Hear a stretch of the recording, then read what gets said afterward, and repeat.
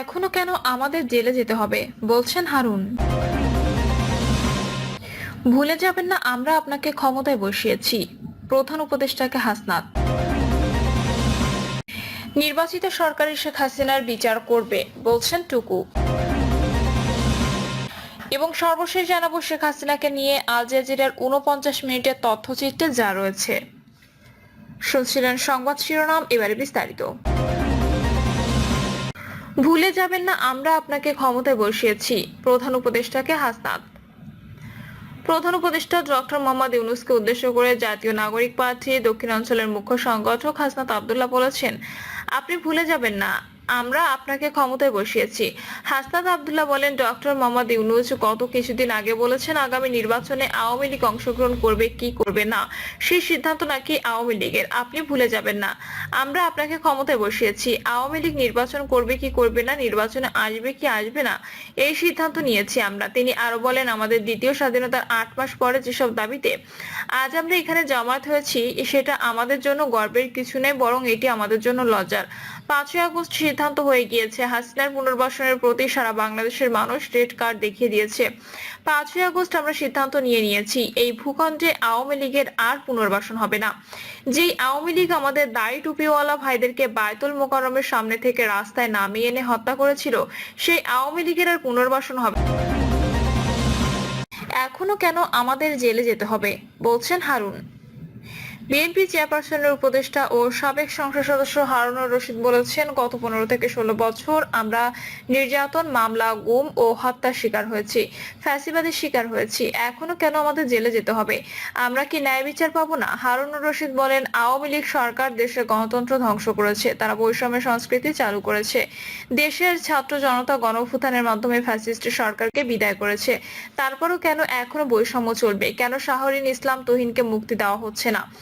8-9 মাসে কি ছাত্র জনতা রক্ত বৃথা যাবে? প্রধান উপদেষ্টা ডক্টর মোহাম্মদ ইউনূসের উদ্দেশ্যে প্রশ্ন রেখে তিনি বলেন, মুক্ত বাংলাদেশে এসেও এখনো কেন প্রকৌশলীদের প্রেস ক্লাবের সামনে মানববন্ধন করতে হবে? স্বরাষ্ট্র মন্ত্রণালয় থেকে আবেদন করা হলেও তা প্রধান উপদেষ্টার অফিসে যায়নি কেন? যারা তুহিনের আগে পরে আবেদন করেছেন তারা সবাই মুক্তি পেয়েছেন, অথচ তুহিন এখনো বন্দী। এ থেকে বোঝা যায় কোনো প্রভাবশালী মহল ইচ্ছাকৃতভাবে ফাইল আটকে রেখেছে। ভুলে যাবেন না আমরা আপনাকে ক্ষমতায় বসিয়েছি, প্রধান উপদেষ্টাকে হাসনাত। প্রধান উপদেষ্টা ডক্টর মোহাম্মদ ইউনূসকে উদ্দেশ্য করে জাতীয় নাগরিক পার্টি দক্ষিণাঞ্চলের মুখ্য সংগঠক হাসনাত আব্দুল্লাহ বলেছেন, আপনি ভুলে যাবেন না আমরা আপনাকে ক্ষমতায় বসিয়েছি। হাসনাত আব্দুল্লাহ বলেন, ডক্টর মোহাম্মদ ইউনূস গত কিছুদিন আগে বলেছেন আগামী নির্বাচনে আওয়ামী লীগ অংশগ্রহণ করবে কি করবে না সেই সিদ্ধান্ত নাকি আওয়ামী লীগের। আপনি ভুলে যাবেন না আমরা আপনাকে ক্ষমতায় বসিয়েছি। আওয়ামী লীগ নির্বাচন করবে কি করবে না, নির্বাচনে আসবে কি আসবে না এই সিদ্ধান্ত নিয়েছি আমরা। তিনি আরো বলেন, আমাদের দ্বিতীয় স্বাধীনতার 8 মাস পরে যেসব দাবিতে আজ আমরা এখানে জমায়েত হয়েছি সেটা আমাদের জন্য গর্বের কিছু নেই, বরং এটি আমাদের জন্য লজ্জার। 5ই আগস্ট সিদ্ধান্ত হয়ে গিয়েছে, হাসিনার পুনর্বাসনের প্রতি সারা বাংলাদেশের মানুষ রেড কার্ড দেখিয়ে দিয়েছে। 5ই আগস্ট আমরা সিদ্ধান্ত নিয়েছি এই ভূখণ্ডে আওয়ামী লীগের আর পুনর্বাসন হবে না। যেই আওয়ামী লীগ আমাদের দাড়ি টুপিওয়ালা ভাইদেরকে বায়তুল মোকাররমের সামনে থেকে রাস্তায় নামিয়ে এনে হত্যা করেছিল, সেই আওয়ামী লীগের আর পুনর্বাসন হবে না। এনসিপির এই নেতা আর নির্বাচিত সরকারই শেখ হাসিনার বিচার করবে বলছেন টুকু। বিএনপির স্থায়ী কমিটির সদস্য ইকবাল হাসান মাহমুদ টুকু বলেছেন, আওয়ামী লীগ ও বিএনপি কখনোই মুদ্রার এপিঠ ওপিঠ নয়, বরং সম্পূর্ণ ভিন্ন আদর্শ দর্শনের দুটি রাজনৈতিক শক্তি। কেউ কেউ মনে করেন আওয়ামী লীগ গেছে, এখন বিএনপি আসবে এবং তারা একই রকম শাসন করবে, কিন্তু এটি ভুল ধারণা। ইকবাল হাসান মাহমুদ টুকু বলেন, স্বৈরাচারী আওয়ামী লীগ দেশের রাজনীতিতে বিভাজনের বীজ বপন করে গেছে। শেখ হাসিনার পতন তরুণ সমাজকে জাগ্রত করেছে। আজকের এই তরুণ প্রজন্ম শিখে গেছে কিভাবে অন্যায়ের বিরুদ্ধে প্রতিবাদ করতে হয়। তিনি বলেন, যদি সুষ্ঠুভাবে শেখ হাসিনা ও আওয়ামী লীগের বিচার করতে হয় তবে 5 বছর সময় লেগে যাবে। এই 5 বছর কি দেশ অনির্বাচিত সরকারের হাতে থাকবে? এটি কোনোভাবেই মেনে নেওয়া যায় না। নির্বাচিত সরকারই শেখ হাসিনার বিচার করবে। টুকু বলেন, শেখ হাসিনা দেশের সবকিছু ধ্বংস করে দিয়েছে, এখন দেশের সংস্কার করতে হলে প্রয়োজন একটি নির্বাচিত সরকার, যারা জাতীয় সংসদে গঠনমূলক উদ্যোগ নেবে। বিচার ব্যবস্থা দুরবস্থার চিত্র তুলে ধরে তিনি বলেন, আমার স্ত্রী একবার নির্বাচনী এলাকা সিরাজগঞ্জ 2 এর বিএনপি জনসভা উপলক্ষে লিফলেট বিতরণ করতে গেলে তার উপর গুলি চালানো হয়। অথচ সেই ঘটনার কোনো বিচার হয়নি। তখনকার পুলিশ সুপারকে ফোন করলে তিনি পাল্টা প্রশ্ন করেন, আমি কি গুলি চালাতে বলেছি? টুকু বলেন, আওয়ামী লীগ সবসময় মুক্তিযুদ্ধকে নিজেদের সম্পদ বানিয়ে ফেলেছে। তারা এমন ভাবে প্রচার করে যেন একমাত্র তারাই এই দেশ স্বাধীন করেছে, অথচ দেশের সাধারণ মানুষ এবং বিভিন্ন রাজনৈতিক দলের নেতাকর্মীরাও মুক্তিযুদ্ধে অংশ নিয়েছেন। তিনি বলেন, স্বৈরাচারী সরকারের নেওয়া বিভিন্ন বড় বড় প্রকল্প আজ দেশের জন্য বোঝা হয়ে দাঁড়িয়েছে। সেই সব প্রকল্প থেকে সুফলের পরিবর্তে ক্ষতি বেশি হচ্ছে, আর এতে দেশের নাগরিকদের মাথায় ঋণের বোঝা বাড়ছে। বিএনপির আদর্শিক অবস্থান তুলে ধরে তিনি বলেন, শহীদ রাষ্ট্রপতি জিয়াউর রহমানের নেতৃত্বে গঠিত বিএনপি একটি নীতিনিষ্ঠ ও শক্তিশালী দল। বেগম খালেদা জিয়ার সফল নেতৃত্বে দেশের অগ্রগতি হয়েছে, আর তারেক রহমানের নেতৃত্বে বিএনপি রাষ্ট্র মেরামতের 31 দফা পরিকল্পনা দিয়েছে। বিএনপি যদি ক্ষমতায় আসে তাহলে সেই পরিকল্পনা বাস্তবায়নের মাধ্যমে সিরাজগঞ্জ সহ সারা দেশে উন্নয়ন অব্যাহত থাকবে।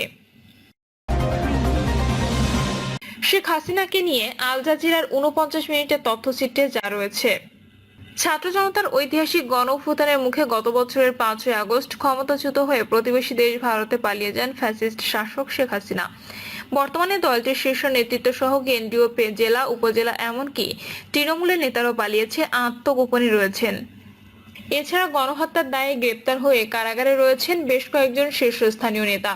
রক্তক্ষয়ী এই অভ্যুত্থানের পর একে একে বেরিয়ে আসছে গত 16 বছরে হাসিনার দানবীয় শাসন আমলে সংঘটিত গুম, খুন ও হত্যাযজ্ঞ চালানোর নানা তথ্য উপায়। ইতিমধ্যে এসব তথ্যের সুস্পষ্ট প্রমাণও পেয়েছে জাতিসংঘের মানবাধিকার বিষয়ক হাই কমিশনার দপ্তর এর তথ্যানুসন্ধান দল। এদিকে সম্প্রতি শেখ হাসিনা ও তার দলের গুম, খুন, জুলাই অভ্যুত্থানের সংঘটিত গণহত্যা এবং বাংলাদেশের ভবিষ্যৎ গণতন্ত্র পুনর্গঠন নিয়ে 49 জনকে একটি বিশেষ তথ্যচিত্র প্রকাশ করেছে সংবাদ মাধ্যম আল জাজিরা। শুক্রবার প্রকাশিত এই তথ্যচিত্রের সাক্ষাৎকার নেওয়া হয় অন্তর্বর্তী সরকারের প্রধান উপদেষ্টা ডক্টর মোহাম্মদ ইউনূস, সেনাপ্রধান জেনারেল ওয়াকারুজ্জামান সহ একাধিক শীর্ষ কর্মকর্তা, আইনজীবী। এছাড়া এই তথ্যচিত্রে নিজেদের ভয়ঙ্কর অভিজ্ঞতার প্রকাশ করেন ফ্যাসিস্ট হাসিনার আমলে নির্যাতন ও গুমের শিকার একাধিক ব্যক্তি ও তার স্বজনরা। তাদের কণ্ঠে উঠে আসে পতিত ফ্যাসিবাদী সরকারের আয়নাঘর সহ বিভিন্ন অপকর্মের চিত্র। এছাড়া সংবাদ মাধ্যমটির বিশেষ এই তথ্যচিত্রে আরো উঠে আসে জুলাই গণ অভ্যুত্থানে সংঘটিত গণহত্যার তথ্য। পাশাপাশি হাসিনার শাসন আমলে কিভাবে দেশের অর্থ বিদেশে পাচার হয়েছে সেই চিত্র তুলে ধরেছে কাতার ভিত্তিক এই সংবাদ মাধ্যমটি। সংবাদ মাধ্যমটি আরো তুলে ধরে 2014 সালে হাসিনা জয়ের জন্য কিভাবে গুমের রাজনীতি শুরু করে। তৎকালীন বিএনপি নেতা ও সমাজকর্মী সাজেদুল ইসলামকে তুলে নিয়ে গুম করে হাসিনা সরকার। এরপর আর কখনো সাজেদুলের পরিবার। এ বিষয়ে গুমের শিকার সাজেদুল ইসলামের বোন সানজিদা ইসলাম তুলি আল জাজিরাকে বলেন, ভাইকে খুঁজে না পেয়ে গুম হওয়ার ব্যক্তির পরিবারের পাশে দাঁড়াতে মায়ের ডাক নামের একটি সামাজিক সংগঠন চালু করেন তিনি। শুরুতে 8টি পরিবারকে নিয়ে যাত্রা করলেও এ সংগঠন এখন প্রায় 1000 গুমের শিকার পরিবার অন্তর্ভুক্ত। প্রিয়জনকে ফিরে পাওয়ার আশায় এখনো প্রতিনিয়ত অপেক্ষায় থাকেন তারা। গুম হওয়া ব্যক্তিরা এখনো জীবিত হয়ে আছেন নাকি মৃত তাও জানেন না স্বজনরা। ফ্যাসিস্ট হাসিনার এমন নৃশংস গুমের শিকার হয়েছে বেঁচে ফেরা 3 জন আলোচিত ব্যক্তি হলেও হুম্মাম কাদের চৌধুরী, আব্দুল্লাহিল আল আমান আজমি, ব্যারিস্টার আরমান। 5ই আগস্ট হাসিনা পালানোর পর তাদেরকে ছেড়ে দেওয়া হয়। এই 3 জনকে আটকে রাখা হয় আয়নাঘরে। ডিজিএফআই দ্বারা নিয়ন্ত্রিত নির্জন অন্ধকার রুমে বছরের পর বছর আটকে রাখা হয় তাদের। প্রিয় দর্শক, এই ছিল এখনকার সর্বশেষ সংবাদ। আপডেট সব সংবাদ পেতে চ্যানেলটি সাবস্ক্রাইব করে বেল আইকনটি ক্লিক করে রাখুন।